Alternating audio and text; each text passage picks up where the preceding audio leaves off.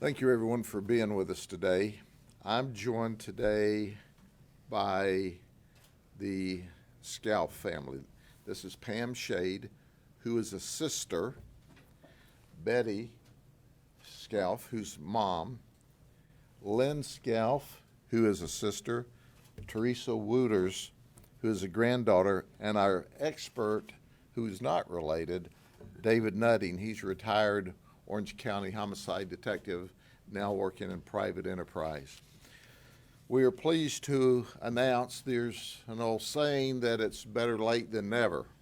Well, this is late, but it's better late than never. Let me introduce you to Teresa Scalf. 37 years ago, on October 27th of this year, she was murdered. She was viciously murdered. She was only 29 years old, and she was viciously murdered by an unknown suspect. She had defensive wounds where she fought this suspect off, but he aggressively stabbed her and cut her. Now, I'm giving graphic details only because Mom said I could, because you don't mess with Mom, and I would never say this without her saying. He cut her head almost off. It was violent, and it was horrible. There was a full investigation at the time to try to find who did this. Mom discovered her daughter and called us, and you'll hear more about that in a minute. Detectives worked on the case at the time. I remember the case vividly. We worked and we worked and we worked. Teresa at the time was a registered nurse at then Lakeland General Hospital, which is now Lakeland Regional Health. We never gave up on this case. We investigated it through the years, and I want you to clearly understand when this occurred in 1986, there was no DNA. There was no DNA genealogy. We knew that we had Teresa's blood, and we had another unknown source of blood, but there was no way to match that. Then in the 2000s, CODIS came along. So we took our suspect's blood that we'd run a DNA on and put it in the CODIS database, certain that we would get a hit for someone who would viciously murder this beautiful young lady. Nothing at all. And the investigation went on. We suspected a lot of people. We talked to a lot of people. There were literally thousands of hours of investigative work that went into this case. But as technology improved, one of our detectives, Matt Newbolt, who is not only assigned to homicide, but cold case homicide, had Teresa Scalf's photograph on his desk from early 2015. He said, I'm going to figure out who murdered Teresa. And that's exactly what he did. This is who murdered Teresa, Donald Douglas. He was 33 at the time of the murder. He's dead. He died of natural causes when he was 54 years old. He and his brother owned D&D Electric. His brother is also deceased. As it turns out, Donald lived behind Teresa. Detectives talked to Donald at the time of the event as they were doing neighborhood canvasses, but there was nothing at all out of the ordinary. We know that Matt worked with our colleague here that retired from the Orange County Sheriff's Office. He's going to talk to you. Othram is a private lab that does genealogy DNA. Matt, once he found out that we were able to work a genealogy on the DNA, had to trace this case back to 1949 when a third cousin to Donald Douglas had an affair and had a child not by her husband. So we traced DNA and genealogy back to 1949 and an illicit affair that led us in the direction of ultimately Donald Douglas. When we were able to work the genealogy up into the modern era, Matt met with Donald Douglas's son and said, hey, we'd like a blood sample. We're working a murder investigation. The son to Donald Douglas was totally cooperative and was in horrible shock. His dad, and here's the key to it, had never, ever, ever been arrested. Ever. Donald's son was certain that Matt Newbolt, Detective Newbolt, was just chasing another dead end because there was no way in the world his dad would murder anyone. But he cooperated because that's what good Americans do. He provided the DNA. We took it back to the lab. The lab said, hey, that DNA is the son of the person who did the murder. And that's how we found Donald Douglas. If it weren't for modern science, we still would wonder how in the world or who in the world murdered this beautiful registered nurse that worked in a trauma unit, saving lives, making people better, and died that fateful night. Words can't explain the graphicness and horribleness that we saw and that Mom discovered when she was called when her child didn't show up for work. Mom knew that wasn't how it was. But before we get to the family, I would like to ask David to come up and tell you a little bit about what he does, and then he turns that data over to the detectives, and we have to then do investigative legwork, which Matt Newbolt, and I asked Matt if he wanted to speak, and he said, no, I'm good, boss. He's going to be my subject matter expert anyway, and I'm going to bring him up and introduce him in a minute, because he traced this back from 1949 and an affair with a third cousin between neighbors a long, long time ago. So David, come up and talk about that. Thank you, Sheriff. Like the Sheriff said, my name is David Nutting. I work for Othram, a Texas-based lab that specializes in developing genetic samples from crime scene evidence and submitting that to law enforcement. And it's important to note that no case is solved by Othram. The cases are resolved, as the Sheriff said, by the hard work of law enforcement. Othram is grateful that we are trusted to provide actionable investigative leads to law enforcement in unresolved investigations. This has been achieved by Othram's proven technology, which has demonstrated success after success. Today's resolution represents the 106th publicly announced case resolution this year alone by Othram. Whenever there is any DNA available to potentially resolve cases, no matter how little or how bad the condition of the DNA, there is always a potential for case resolution. Othram is working through cutting-edge research and development to develop investigative leads for law enforcement agencies throughout the world. Teresa's family now has answers. The resolution of Teresa's murder continues to create awareness of the thousands of other unresolved homicides throughout the United States. The Murder Accountability Project reports from 1965 to 2021, there are over 330,000 unresolved homicides in the United States. The technology exists to resolve these cases. We're only limited by lack of funding. Othram will continue to work to raise awareness, increase funding, and bring resolution to cases throughout Florida.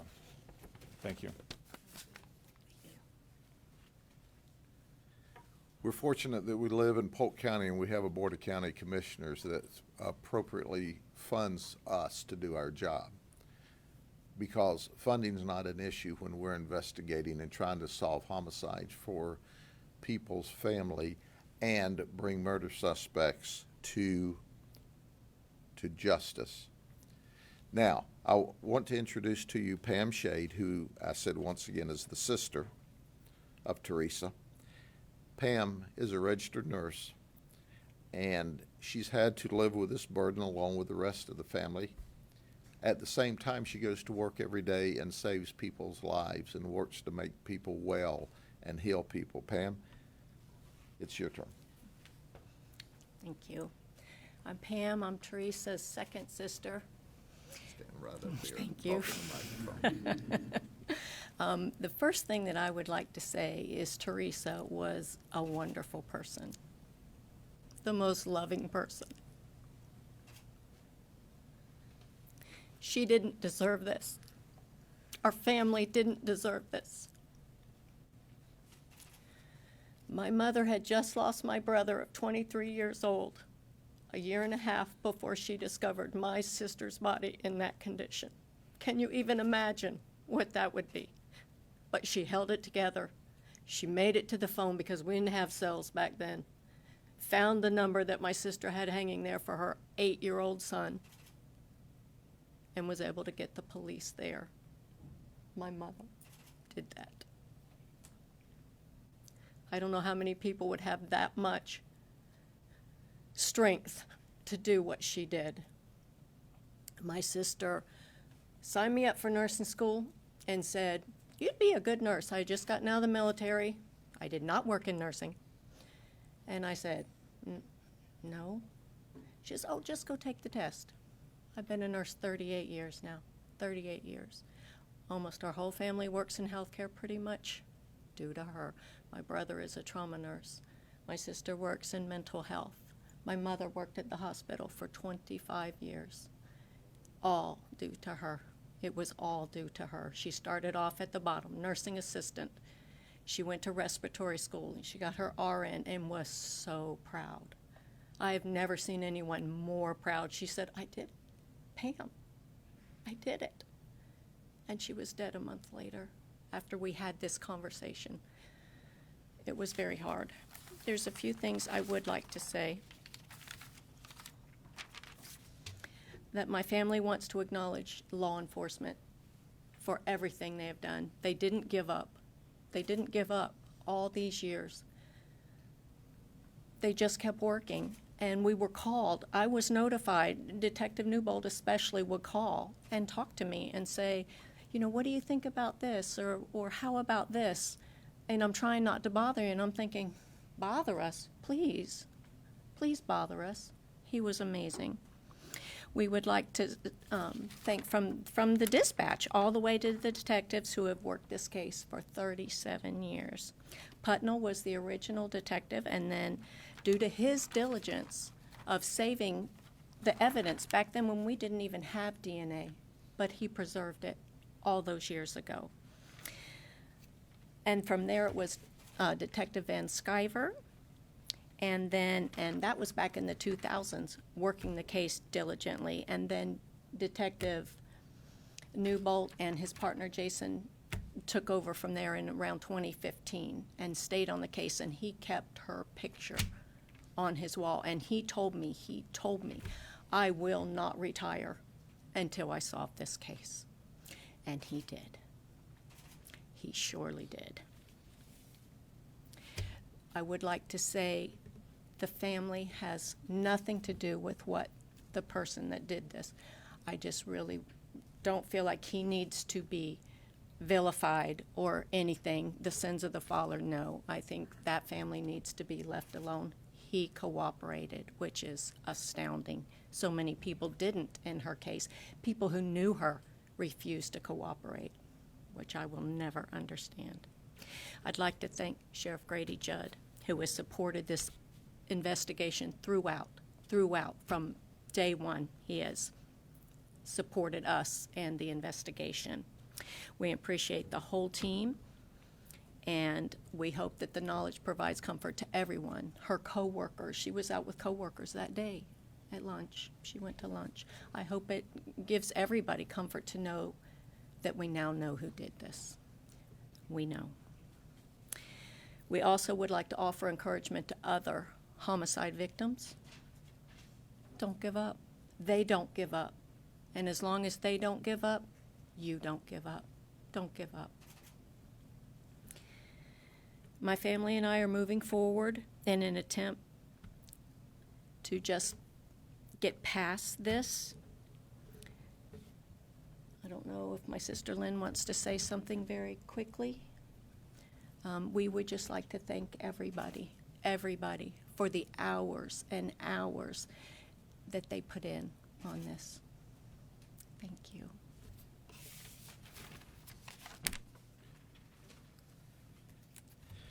Now, Betty wasn't going to speak, but I don't know that I've ever met a stronger lady in my life, and certainly a stronger mother. Her son died in a diving accident in Itchinatuckney Springs, I believe, doing what 23-year-old kids do. They swim, they jump off of docks, and he broke his neck in a swimming accident. And then a year and a half later, she's the one that walked in and found her daughter, not just murdered, but horribly, horribly, horribly murdered. And it's this wonderful family and our passion to solve cases for the victims and to bring justice that caused us to never give up. But it really, really helps when the family never gives up. So Betty, would you come up here and speak to them for just a second from your heart? All I want to say is I'm 84 years old. I lived to see this done. I think that's why I lived so long. Matt, come on up. You got to meet the guy who put all of this together and never gave up. And he started explaining to me all the details that he had to go through in order to solve it. And I said, Matt, you're way over my head. But I want you to meet this detective who is simply the very best homicide detective that I've ever been around, and our entire team is outstanding. But he never, ever, ever, ever gives up on his cases. Give him a brief overview of what you did on this case, brother. Thank you, Sheriff. My name is Matthew Newbold, and I work cold case, as you know, and during this case, I started working in 2015. In 2022, we partnered with the Othram Incorporated Lab. It gave us the ability to sort through family trees, which is a painstaking process in order to work our way down to the offender. And that's what we did in this case. It's a very long, painstaking process. He had brown hair when all this started. Okay, that's great. I do want to say one statement from an editorial perspective. You know, every time we find a new technology to solve crimes, bring suspects to justice, and resolve cases for families, we're attacked. And as a result of being attacked for all the technology, I want you to know, had we not persevered and had this technology not been here, we would have never brought resolution of this horrible, horrible event to this family. And certainly the suspect is deceased and he can't be sent to prison for a long time. But my prayer is that he was in mental prison for what he did his entire life. And to give you an illustration of that, and I'm going to push Lynn to talk a little bit.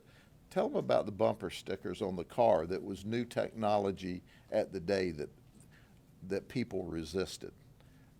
Come up here and tell them that new technology would have made a difference then, and ultimately it occurred. And now this new technology made a difference. But as a society, we've got to continue to do better to solve crimes, but more importantly, to prevent crimes from occurring. So tell them about the technology that Teresa had on her car. Teresa was a very petite female, and she started working as a nursing assistant at 18. By the time she was about 21, 22, she was a phlebotomist. Then she became a respiratory technician and then a nurse, and she saw suffering. She used to cry when she had to stick babies for blood, and she cried when the teenagers came in car wrecks. She liked working SICU because she provided comfort to those suffering and to their families. Back then, 911 was not universal. It had been around for a couple decades, but it wasn't real prevalent. And they were trying to get it on the ballot in Florida, and people were against it. It was government watching you, big brother, don't do it. There was a lot of conspiracy about it. She had 2 bumper stickers on her car. One said, "Vote for 911." The other one said, "Don't take your organs to heaven. Heaven knows we need them here." Because of the way she was killed and the length of time that passed between my mom found her, which was about probably 10 hours by guesstimates, she couldn't donate her organs. But she was the kind of person that if you asked her about something, she would engage in dialogue. So hopefully that encouraged some people to consider that pathway. There was no 911. When my mother, who was horrified by this thing that happened, she had to go to Teresa's refrigerator and find the little magnet that we used to have back then that had the sheriff's number on it, and then she had to have the presence of mind to call that and come up with my sister's address, and she'd only been to the house twice. Teresa hadn't lived there that long. So a lot has gone into this, and if you think back to the paranoia back then to 911, and you think about what we use it for today, which is a little bit of everything right down to complaints about your hamburger order, it wouldn't have made a difference in Teresa's case. But in cases where women and occasionally men are being violated by perpetrators, it's a rapid way to get to people. So we appreciate the DNA. I don't care how they get it. I don't care how they get it. I don't care if they use your DNA, 23andMe or whatever it's called. I don't care. Detective Putnell managed to get that evidence, and this gentleman and his company managed 37 years later to use that. We don't have closure for grief. There will never be closure when you have something this violent against a decent human being. It's not human. It's not humane. So for that, we will have no closure. But we have closure of questioning constantly, because when it's a deliberate act, you question everybody, her best friend, her ex-boyfriend, the cousins, anyone she's run into in the last 5 years. So all of this technology is here as a benefit. And I'm telling you, the only people complaining about it are those who don't want the technology used. And there's a reason for that. And I do want to say, Matthew Newbold has been just amazing. The whole team was good, but I really can't say enough about what he and Jason did together. And Sheriff Judd, he allowed them to do what they needed to do. He gave them a lot of leeway, and many sheriffs would not have done that. And so we're so grateful. And that's all I want to say. Thank you for being with us to honor Teresa's memory today. Acknowledge her, Teresa, please. Thank you very much. Acknowledge her granddaughter. Yes, also we have our Teresa Wooters is the granddaughter of Teresa Scalf. She's here today. And she didn't have the opportunity to know her grandmother because of this horrific act. So at the end of the day, we can only hope that he suffered every day mentally for his horrible, horrible acts against this beautiful lady who went to work every day to save lives, to improve people's lives, and to care about folks. This is a classic example of how evil should never prevail, and we've got to all work together to keep that from occurring. So having said that, I've got one other event I need to speak about before we go today. If y'all would like to have a seat right over here. And this, talking about evil and talking about frustration, let me take you to 2:16 in the morning on Sunday morning. And here's what occurred. We received a 911 call from a concerned citizen that said, hey, you've got somebody laying in the middle of the road here on the off-ramp to Highway 27 from Interstate 4. We're releasing his picture because the family said we could. This is Kevin Berry. He's our victim. He's 58 years of age. He's a truck driver. He's also a trainer. He was very proficient in what he did and was well thought of by his company. He was with a private contractor moving product for Amazon. He was on his way to work. It appears from our only witness that we found now, he was involved in a road rage incident.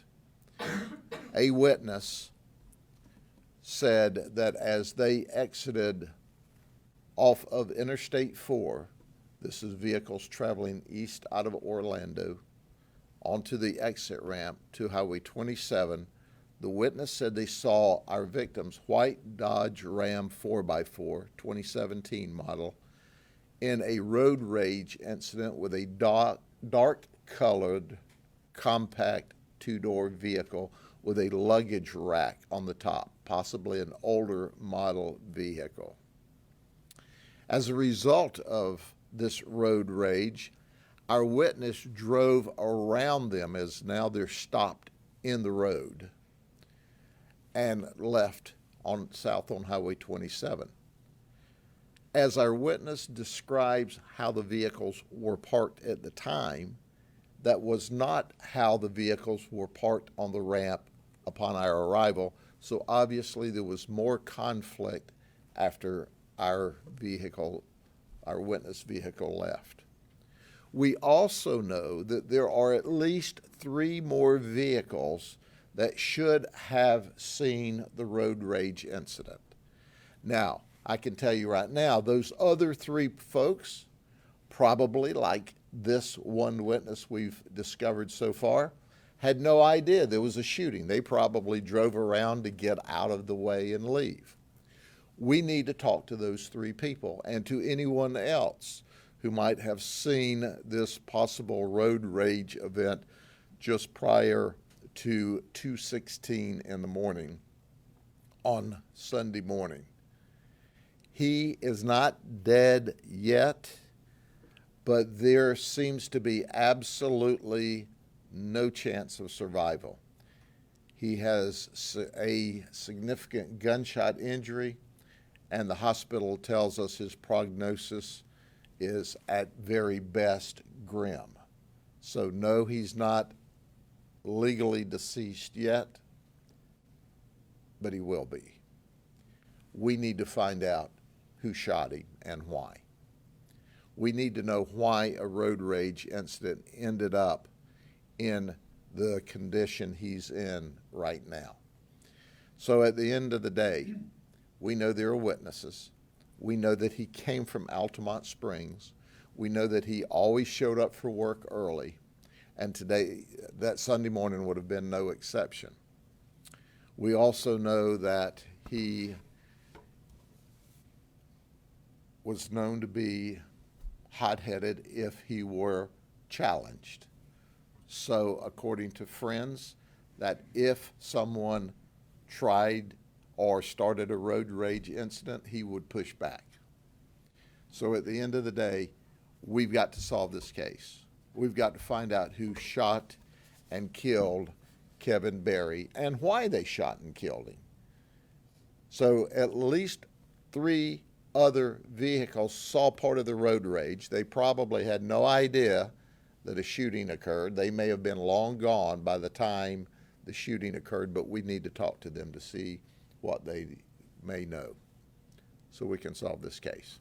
To clarify, were the vehicles coming east or westbound on I-4? They were coming eastbound, and they were coming westbound, and then they were exiting to go southbound on 27, eastbound from the Orlando Altamont Springs area, and then they were looping around on the exit ramp from westbound to go south or north on 27. Let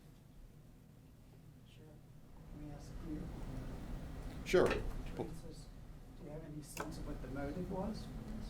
We believe it was a sexual rejection. We think he had some interest in her sexually, and obviously she didn't have any. We saw a lot of defensive wounds. She never had a relationship with him. So we believe that he was angry and upset because she wouldn't have a relationship with him. Was he ever on your radar? Was he ever? He was never on the radar. He was interviewed during the original neighborhood. He had the right answers. He didn't have any obvious injuries that we're aware of. And he was just one more of the neighbors we talked to. We talked to all of the neighbors in the area, and he didn't arouse any suspicion in the detectives at the time at all. Other people did. We investigated and investigated and investigated several people, and we ultimately were able to eliminate them because we just didn't have evidence. But this guy was never, ever on the radar. Could I say something? Yes, ma'am. Come up here. I just need to say, it was pouring down rain that day. It rained all day and it was Come up still here misty so they rain can that night.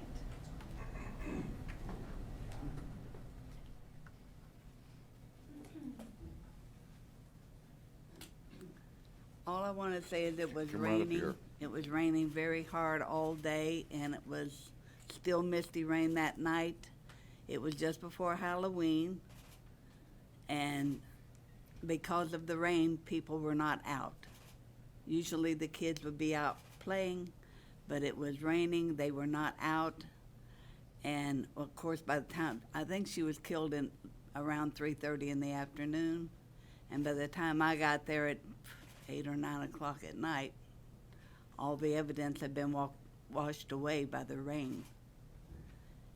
That's why they had such a hard time trying to find him, because the rain had washed away everything, the blood, the footprints, everything.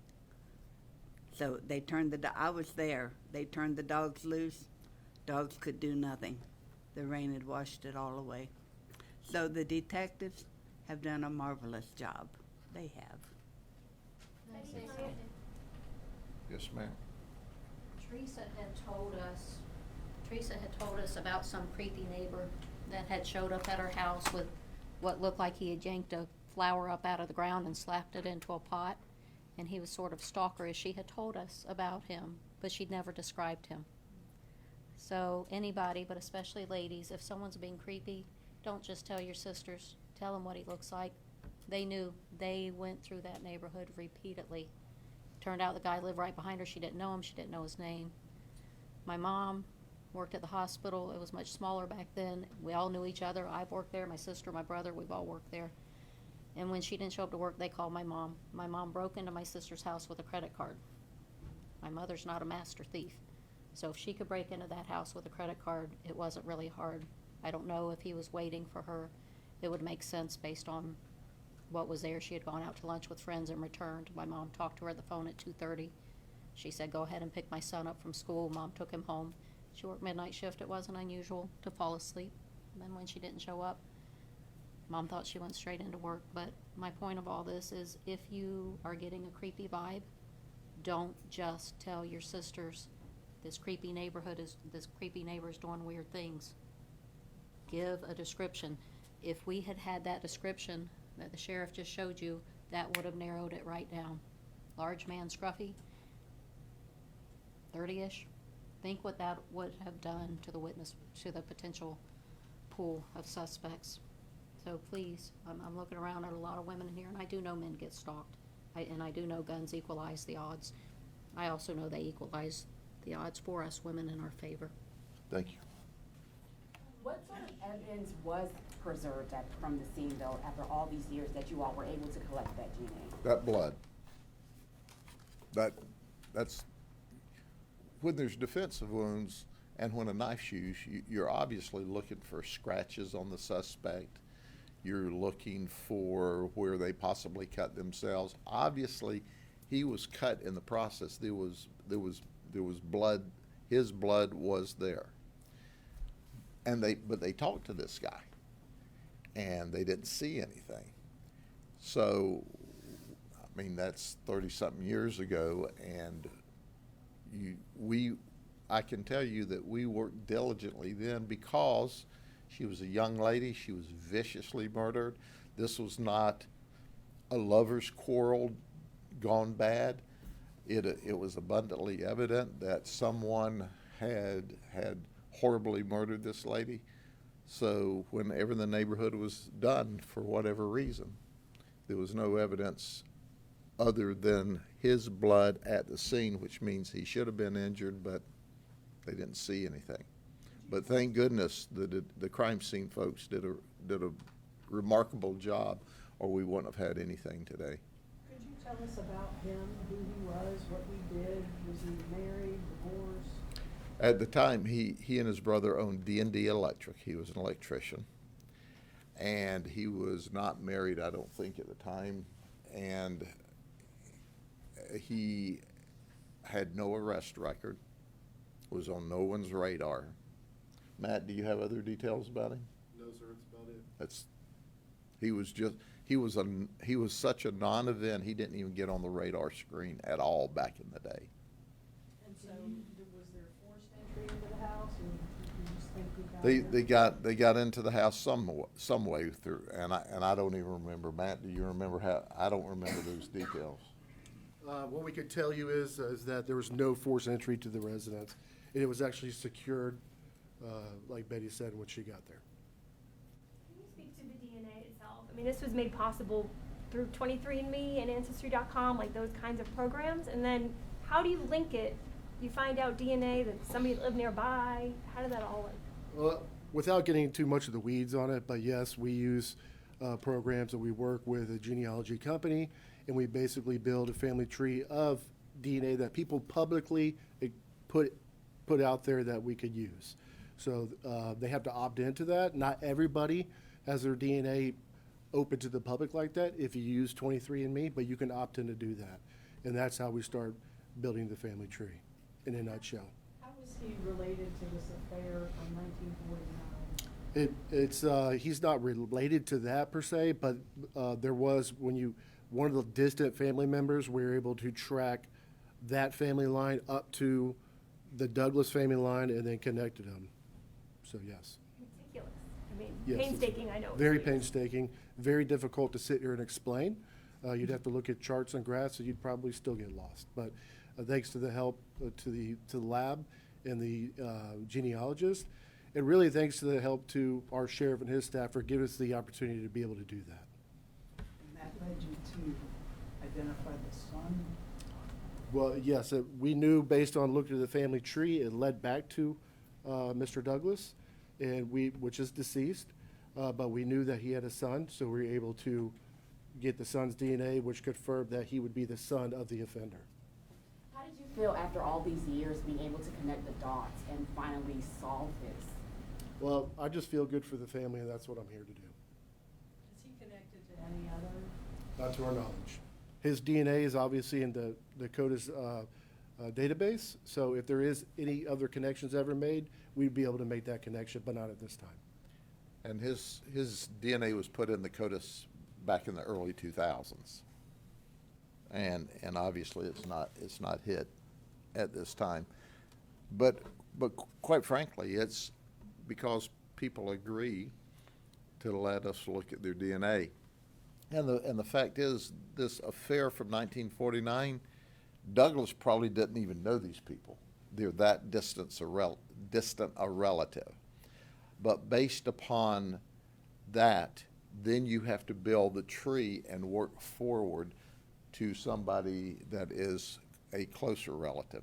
And the only help you get, it's either on mom's side or dad's side, so you can eliminate half of the country at one time. What does the son say? He was just mortified. Just mortified. His dad had never been arrested, never had any trouble. And here we're telling him his dad he didn't just murder somebody. It wasn't like he had a fight in a bar and hit somebody. he stabbed and cut and mutilated this lady. Could I say one more thing? You can say anything you want, Mama. We don't mess with mamas around here.